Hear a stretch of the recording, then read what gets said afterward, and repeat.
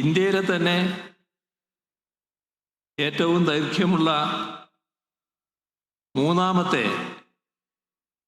തുരങ്കപാതയാകും ഇത്. ഇത് യാഥാർത്ഥ്യമാകുമ്പോൾ ഇവിടെ പ്രസ്താവിച്ചതുപോലെ താമരശ്ശേരി ചുരം വഴിയുള്ള ഗതാഗത പ്രശ്നങ്ങൾക്ക് ശാശ്വത പരിഹാരമാകും.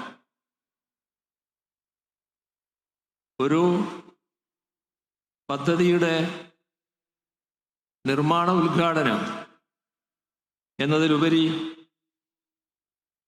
കേരളത്തിൻ്റെ, വിശേഷിച്ച് മലബാറിൻ്റെ വ്യാപാര, വാണിജ്യ, ടൂറിസം മേഖലകൾക്ക് ഈ പദ്ധതി പുതിയ കുതിപ്പ് നൽകും.